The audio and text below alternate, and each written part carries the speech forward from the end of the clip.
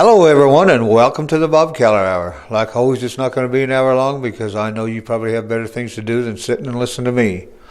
What I want to talk to you about today is distracted and unsafe driving practices. You know, back when I was learning how to drive, they taught us defensive driving. They taught us if you look ahead of you and look around you, watch out for the other drivers, and keep an eye on what they're doing, then it'll be safe for you. I think today, from what I've seen, a lot of people must have been taught offensive driving because there's a lot of offensive drivers out there. They disregard the stop signs, the traffic signals. They pull out in front of you. They change lanes quickly. They weave in and out of traffic because everyone's in a hurry. Everyone's unpredictable out there. And, maybe instead of putting those little signs in your window that say baby on board, maybe they need to come up with a sign that warns other people that you're not a real good driver. And that way we could see that sign and we would know what to watch out for and we could keep an eye on you. So maybe you won't run into us or we won't run into you because of what you're doing. And, it seems to me like a lot of people have forgotten what turn signals are for. People just, seems like they don't use turn signals anymore. They just come up to the corner and lock the brakes up and turn quickly, or they wait till they're halfway through their turn to turn their turn signal on. Well, by then I've already figured out you're turning, so you didn't need to do it. And it's not that hard. It doesn't take that much energy to push that little lever up and down, and the little light blinks to let you know it's working. And then you always find these people they're in such a hurry that they tailgate. I've had people tailgate me. They're so close that they could almost push me, or we could hook together and one of us could save gas. I don't know if they think if they tailgate me that maybe the people in front of me will speed up or I'll speed up. But, I found if I do speed up to get them off of me, they just speed up too, so they're still tailgating me. We didn't solve anything. And then you have the people who come up to a traffic signal, and if it changes from green to yellow, and to them that means speed up 20 or 30 miles an hour, and that way you and 3 or 4 people behind you can make it to the intersection before the light turns red. And you have the people who apparently don't know what stop means. They don't know what an 8-sided red and white sign that says stop means, because they'll fly up to an intersection, they'll look, and if you're not more than 30 or 40 feet away from them, they just blow on through, and they slow down, but they don't stop. They think that if no one is coming or no one is close, they don't have to stop.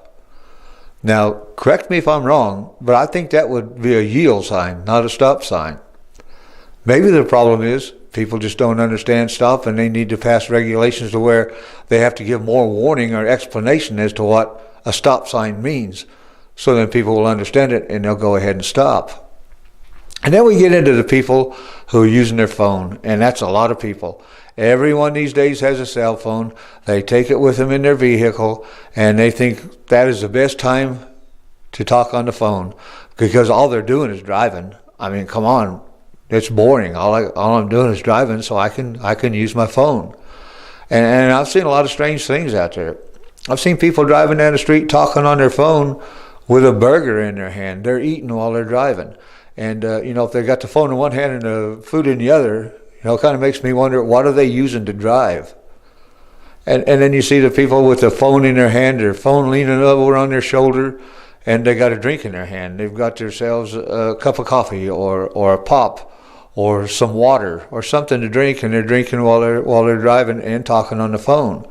And I saw a statistic that said that 80% of the car crashes are caused by people eating or drinking while they're driving. And, so maybe that should tell you something. And I don't want to pick on the ladies, but, I've seen women driving down the street putting their makeup on. And they've got the phone in their hand or on their neck or wherever. They're talking on the phone while they're putting on their makeup. And, I think rather than being more concerned about their driving, they're concerned about who they're talking to on the phone and what they're saying or what they're hearing, and getting their makeup put on properly and getting their makeup put on straight. Maybe it would be better to pull over to the side of the street or pull into a parking lot or put your makeup on before you leave the house. I mean, that would make more sense to me, but what do I know? And then you have the people who got their music cranked up so loud that it's vibrating your car when they're driving beside you. And they're really getting into that song, and they're not paying much attention to the road, and they're coming closer to you, and they're weaving back and forth in the lane. And, I'm looking for a place to go because, for one thing, I don't like the song they're listening to, and another thing, I don't want them hitting me. So, maybe turn your music down a little bit and don't get into it quite so much. And then we get into the texting. That is very dangerous. You see people driving down the street and they're texting. Now, I know what the deal is. You take your phone with you, you put it on the console, you put it on the seat next to you, or put it on the dash, and then it dings or chirps or whistles or whatever your phone does to let you know that you have a message. And I know it gets in your head. I wonder who that is. I wonder what they sent me. I wonder what they're trying to tell me. I got to look at it. Maybe someone sent me a picture of their lunch. I got to see that. I got to see what they had for lunch. Maybe that's what I want to have for lunch. And not only do you pick up the phone and look at it to see what they had for lunch, then you got to text them back, and you got to tell them that looks good or that looks bad or I don't like that or whatever. And while you're texting, you're taking your eyes off the road to look down to do the texting. And, you take your eyes off the road, might be one of those people up ahead of you who took offensive driving to get their license, and they're going to stop in front of you or they're going to turn without signaling, and you're going to hit them. And it's all because you were texting. And, so many people think that they're such good drivers that driving comes secondary.